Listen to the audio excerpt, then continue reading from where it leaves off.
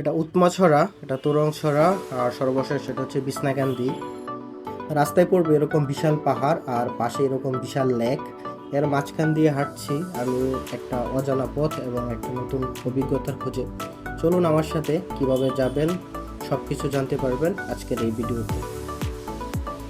সফর শুরু হলো ঢাকা থেকে। আমরা হানিফ বাসে রওনা দিলাম সিলেটের উদ্দেশ্যে। নন এসি ভাড়া পড়বে এখানে 700 টাকা। তবে মাথায় রাখতে হবে বর্তমানে রাস্তার কাজ চলমান থাকায় পথে কিছুটা যানজটের সম্মুখীন হতে পারে। তবুও প্রতিটা যাত্রারই একটা আলাদা সৌন্দর্য আছে, আর এই সফরের গন্তব্য প্রকৃতির অপার সৌন্দর্য ভরা সিলেট। সকালে সিলেটে পৌঁছে নাস্তা শেষ করে আমরা চলে এলাম আম্বরখানা বাস স্টেশনে। এখান থেকে আমাদের পরবর্তী গন্তব্য ধলাই ব্রিজ, যা ভোলাগঞ্জের একটু আগে। এখানে পৌঁছানোর জন্য বিভিন্ন ব্যবস্থা রয়েছে, চাইলেই লোকাল বাসে যেতে পারেন। এখানে ভাড়া পড়বে 60 টাকা জন প্রতি। আবার এসি বাসে যেতে চাইলে 150 টাকা, আর যদি সিএনজিতে যেতে চান তাহলে 120 টাকা। আর আমরা সময় নষ্ট করতে চাইনি, তাই দ্রুত যাওয়ার জন্য সিএনজিতেই রওনা দিলাম। গাড়ি চলতে চলতে রাস্তার দুই পাশে চোখে পড়ছে বিস্তৃত সবুজ চা বাগান। ছোট পাহাড়ের ডালুতে সুসজ্জিত এই বাগানগুলো একদিকে যেমন প্রাকৃতিক সৌন্দর্য যোগ করেছে, অন্যদিকে দেখাচ্ছে এখানকার চা চাষের ঐতিহ্য।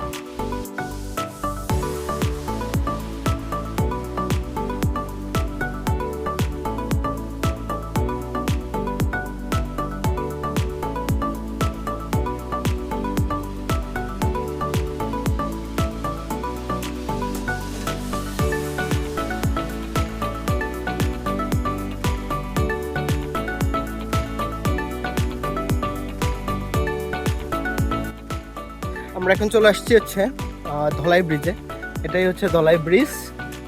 আর আম্বরখানা থেকে আসার পর এই রাস্তার মাথায় যে এখানেই নামিয়ে দেবে আর কি। এখান থেকে চাইলে ওইখানে অটো রিক্সা পাওয়া যায়। এটা দিয়ে সামনে যে বাজার আছে এখান থেকে আমরা পাছড়া যেখানে যাব ওই দিকের গাড়ি আমরা পেয়ে যাব। বাট এখানে আমরা নামলাম এখানের প্রকৃতিটা দেখার জন্য। দেখাই পিছনে।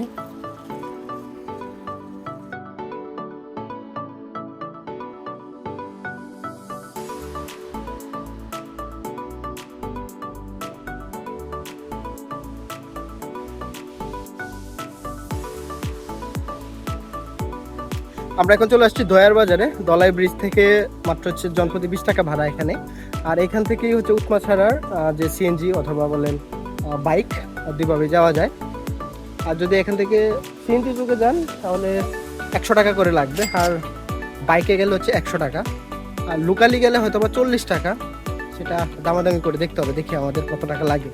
শেষ পর্যন্ত আমরা ধলাই বাজার থেকে বাইকে রওনা দিলাম। তবে এখানে রাস্তার অবস্থা তেমন ভালো নয়, যেমনটা ভিডিওতেই আপনারা দেখতে পাচ্ছেন।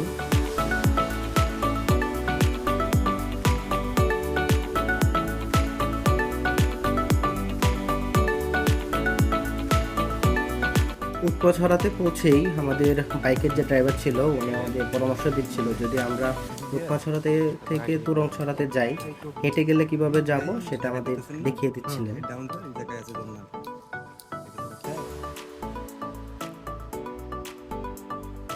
এটাই হচ্ছে উৎমাছড়া।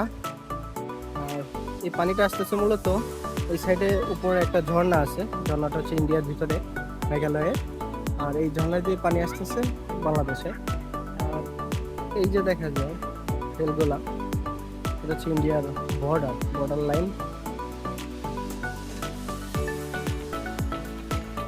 ছোট ভাইটার কি পরিমাণ কষ্ট হচ্ছে সেটা দেখাই যাচ্ছে।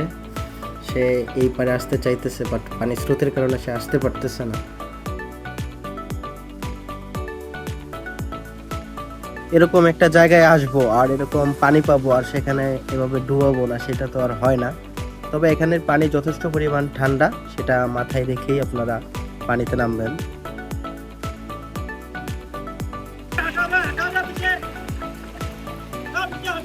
এখানে আমাদের থাকতে দিচ্ছে না, কারণ এই যে দেখা যাইতেছে এই যে বর্ডার লাইন, এটা হচ্ছে ইন্ডিয়ার বর্ডার। আর আমি যেখানে দাঁড়িয়ে আছি এটাও নাকি ইন্ডিয়াতেই পড়ছে, ওরা আমাকে না করতেছিল বারবার। এই যে আম গাছটা দেখা যাইতেছে, এটার এই সাইডগুলো ডান পাশগুলো হচ্ছে ইন্ডিয়াতে। আমি এখন দাঁড়িয়ে আছি সেটাও ইন্ডিয়ার মধ্যেই। ওই যে বাইরে আছে, ওরা সবাইকে ডাকতেছে, আমাকেও বারবার ডাকতেছে যে এখান থেকে চলে যাইতে। আমি ইন্ডিয়ার ভিতরে চলে আসছি। জন্য জায়গাটা ছেড়ে দিচ্ছে এখন। আর এটাই হচ্ছে উৎমাছড়ার সৌন্দর্য। আমরা এখন এখান থেকে ব্যাক করব। আমরা উৎপাছড়া থেকে হচ্ছে রংছড়ি যাচ্ছি বাইকে করে। অবশ্য ম্যাক্সিমাম মানুষ এখানে হেঁটে আসে, আর আপনারা চাইলে হেঁটে আসতে পারবেন, বাট একটু সময় লাগে, প্রায় 40 থেকে 45 মিনিট সময় লাগে। যাদের হাঁটার অভ্যাস আছে তাদের জন্য ঠিক আছে, বাট আমাদের অনেক যেহেতু হাঁটি না, আর আজকে রোডটা অনেক বেশি, যার কারণে রিস্ক নিতে চাই নাই, এই জন্য আমরা বাইকিং করে চলে আসতেছি। আর যেদিকে হাইটা যায় আর বাইক নিলেও ওই পথে যায়, তো যে আপনি যে প্রকৃতিটা মিস করবেন বিষয়টা এরকম না। পাহাড় গেছেই রাস্তা, এই পাহাড় উপভোগ করতে করতে যাইতে পারবেন। মাছড়া থেকে তোরংছড়া যাইতেও বাইক ভাড়া আপনার পড়বে প্রতি বাইক 200 টাকা। বাইকে গেলে অবশ্যই সময় কম লাগবে, তবে ঝর্ণাটা দেখতে পারবেন না। সময় বাঁচাতে চাইলে বাইক নিতে পারেন, আর প্রকৃতি আর ঝর্ণা উপভোগ করতে চাইলে হেঁটে আসতে পারেন।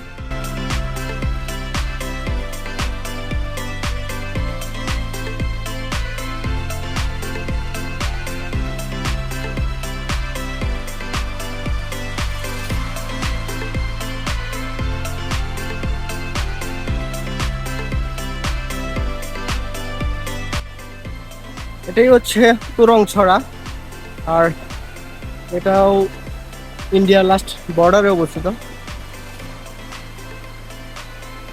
ইন্ডিয়ার ফ্ল্যাগ দেখা যাচ্ছে, এটাও একটা ঝর্ণা থেকেই আসতেছে।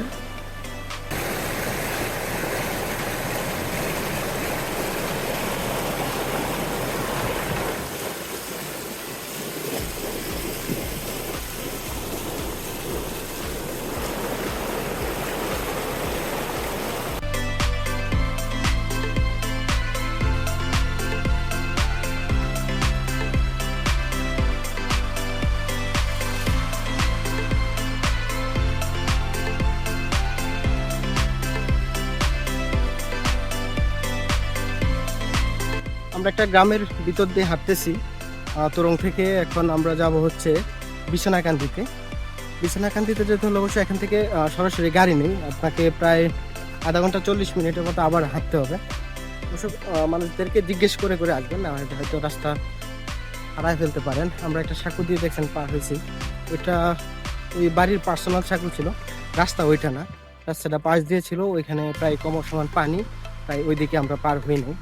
ওনাদের কাছ থেকে অনুমতি নিয়েই ওদিক দিয়ে চলে আসছি। আর এই গ্রামের ভিতর দিয়ে যখন হাঁটবেন তখন এই পরিবেশটা দেখতে পারবেন, পিছনে তো দেখতে পারতেন।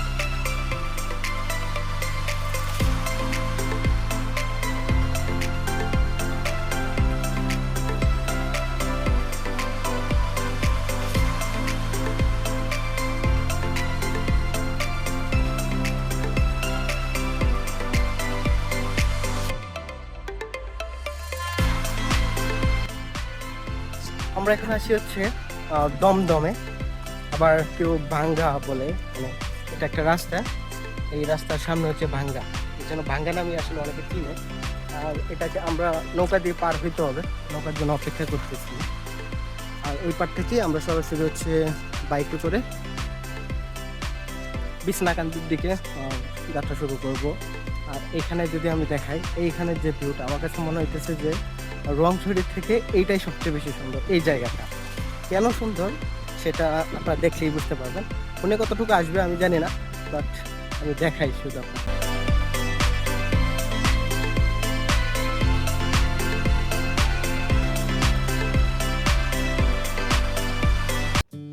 দুই সাইডে হচ্ছে পানি, আর মধ্যে হচ্ছে এই রাস্তা। আর এটা অবশ্য লেক না, একজনকে জিজ্ঞেস করলাম যেটা লেক কিনা, আসলে এটা ওনাদেরই নিজস্ব জমি, হয়তো পানি বাড়ছে এই জন্য এখানে পানি জমে আছে।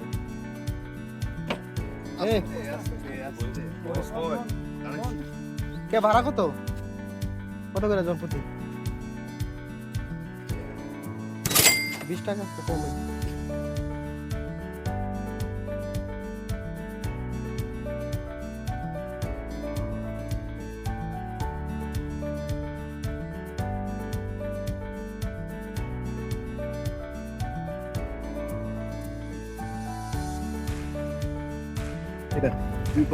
এটা কি ইন্ডিয়ার বাজার?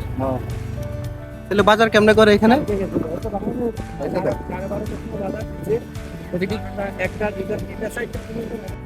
এটা একটা নোম্যান্স ল্যান্ড, এটা ইন্ডিয়ারই একটা বাজার। এখানে বাংলাদেশিরা মাসে 2 বার যেতে পারে, 2 বার যাওয়ার অনুমতি পায় প্রতি বুধবারে।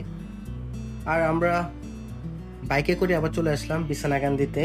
আর এখানেও ভাড়া আপনার জন প্রতি 100 টাকা, প্রতি বাইক 200 টাকা। এটা একটা আমার কাছে সিন্ডিকেটের মতো মনে হয়েছে।